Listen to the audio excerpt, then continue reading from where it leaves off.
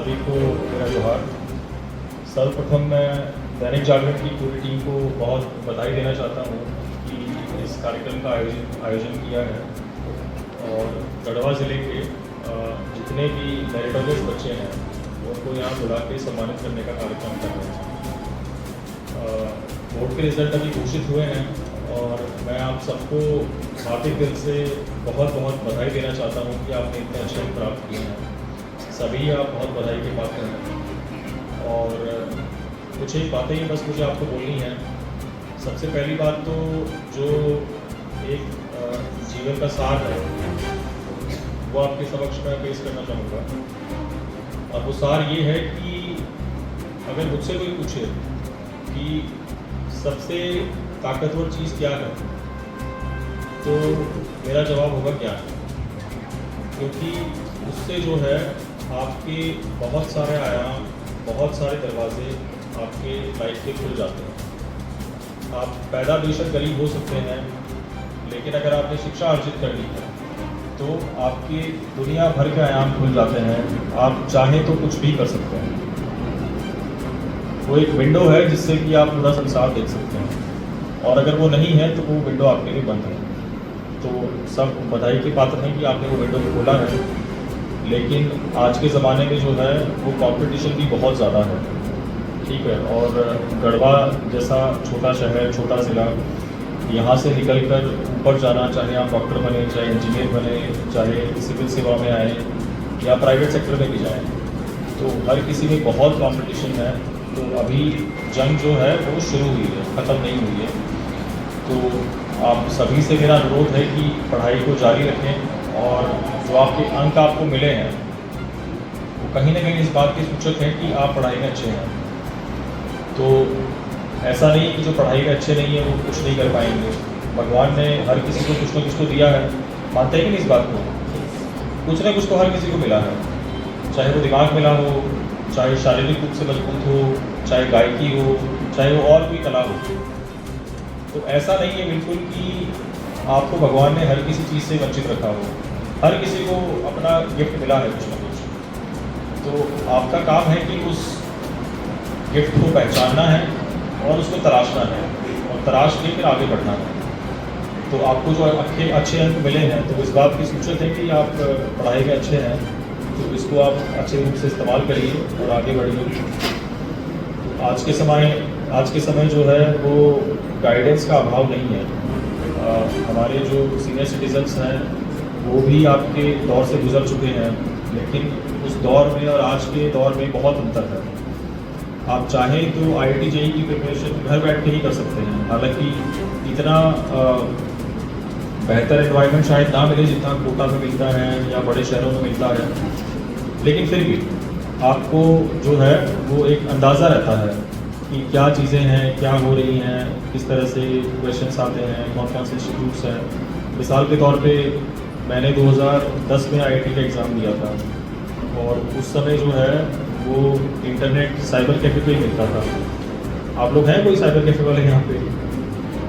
आप लोग को याद नहीं होगा या बहुत छोटे रहे होंगे। तो उस समय जो है, हाँ ऑब्वियसली जो बड़े सिटीजन्स हैं उनको तो ध्यान है ही, बट उस ज़माने में 7 IIT मात्र होते थे। और मुझे अगर देखना भी है कि कौन से IIT हैं, क्या है, मेरे पास कोई सोर्स ऑफ इन्फॉर्मेशन नहीं है, ठीक है। साइबर कैफे में जाके आप थोड़ा बहुत गूगल करके देख सकते हैं, उतना ही है बस। बाकी जो शिक्षक आपको बताते हैं, जो यार दोस्त हैं या जो जान पहचान के लोग हैं, सिर्फ उन्हीं से मालूम पड़ता है कि ऐसी IIT है, गुवाहाटी में है, इस तरह है। और जो MIT है जो अमेरिका में है, उसका शायद नाम ही नहीं सुना हमने। कितने लोगों ने MIT का नाम सुना है? तो यहाँ काफ़ी लोग हैं जिन्होंने नाम सुना है। MIT जो है मैसेच्यूसेट्स इंस्टीट्यूट ऑफ टेक्नोलॉजी, तो दुनिया का सबसे अव्वल दर्जे का संस्थान है प्रौद्योगिकी में। और उसका नाम देखिए कितनी विडम्बना की बात है। बतौर इंजीनियर मैंने इंजीनियरिंग के दौरान सुना है, जो कि 2-3 साल गुजरने के बाद है। तो जो मैं पॉइंट बोलना चाह रहा हूँ वो ये है कि जानकारी का जो अभाव पहले था और अभी नहीं है, ये बहुत बड़ा रिवॉल्यूशन है। और वाकई में हम लोग जो है एक रिवॉल्यूशन से गुजर रहे हैं। जो अगर इतिहास में आप देखेंगे तो हम लोग हमेशा किसी न किसी रिवॉल्यूशन से गुजरे हैं। ठीक है, इतिहास के कितने स्टूडेंट यहाँ पे हाथ खड़ा करें? कोई है? आर्ट्स के कम है लगता है। तो इतिहास में आप देखेंगे तो हर बार कोई ना कोई दौर आया है। कभी इंडस्ट्रियल लिबरलाइजेशन का आया है, जितने भी आप पंखे देख रहे हैं, एसी देख रहे हैं, मोटर गाड़ियाँ हैं, तो एक दौर चला था, ठीक है। उसके बाद ये सब कुछ हुआ है। एक दौर जो है वो टेलीकम्युनिकेशन का आया था, जिसमें हम लोग जो है भारत के एक छोर से बैठ के दूसरे छोर में बात कर सकते हैं, या उसके भी पहले जाए तो रेडियो था, टेलीग्राफ था। और अभी जो एक और जो रिवॉल्यूशन आ रहा है, जो चल रहा है, जिससे हम लोग गुजर रहे हैं, जिसको हमें मालूम नहीं है, वो है इंफॉर्मेशन टेक्नोलॉजी का, इंटरनेट का। इतने तेज़ रफ्तार से डेवलपमेंट हो रहे हैं। हर 5 साल में मोबाइल टेक्नोलॉजी बदल जाती है, हर 5 साल में जो है वो इंटरनेट की स्पीड तेज़ हो जाती है। अभी आर्टिफिशियल इंटेलिजेंस आ गई है, ठीक है। तो ये एक बहुत बड़ा टेक्नोलॉजिकल चेंज तो है ही, बट साथ ही साथ ये एक बहुत बड़ा सोसाइटल चेंज भी है, ठीक है। तो ये जो चेंज है, इससे हम गुजर रहे हैं, हमें एहसास नहीं है, लेकिन हमें इसका फ़ायदा उठाना चाहिए, ठीक है। और आजकल गाइडेंस का अभाव नहीं है, आप ऑनलाइन सोर्सेज से पूरा उसका फ़ायदा उठाएं और आगे बढ़ें, और चाहे जिस फील्ड में जाएं उसमें आपको जो है गाइडेंस आराम से मिल जाएगी। और आपको अलग अलग कंपटीशन एग्ज़ाम मेरे ख्याल में देने होंगे, ठीक है। तो मैं बहुत कुछ तो नहीं बोलूँगा, अपने आप में वो बहुत बड़ा एक एरिया है, बट मुझे आपको सिर्फ इतना ही बोलना है, चूँकि मैं भी मल्टीपल कॉम्पिटिटिव एग्ज़ाम से गुजर चुका हूँ, तो मुझे इस बात की जानकारी है कि आपको जो है सिर्फ और सिर्फ अपने फंडामेंटल्स पे ध्यान देना है।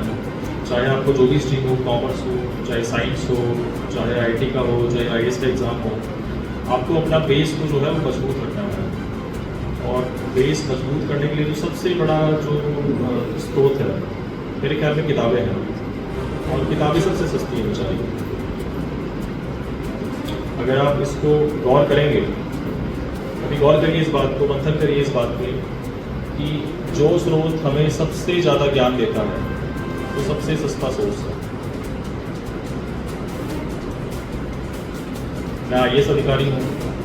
एक दिन मैं हिसाब लगा रहा था कि मेरी किताबों का कितना कॉस्ट है, जिससे मुझे सब कुछ मिला। तो वो जो कॉस्ट है वो करीब 15,000 के आसपास आया। ये 3 साल की तैयारी थी। और मुझसे कोई पूछे कि आपका सबसे बड़ा कॉन्ट्रीब्यूशन किस चीज़ का रहा है, किताबों में ही रहा है, उसमें कोई डाउट नहीं है। तो सबसे जो सस्ता सोर्स है उसका कॉन्ट्रीब्यूशन सबसे ज़्यादा है। तो किताबें जो हैं उसको लेने में कभी झिझकिए मत। बहुत ही, हालांकि आप वो भी महंगी लग सकती हैं, लेकिन आप सोचिए कि रांची में जाकर तैयारी करें आप, आपके 3 महीने का किराया है शायद, है कि नहीं? आपके कमरे का 3 महीने का किराया है 15,000, या फिर कोचिंग का फीस ले लीजिए, ठीक है। आने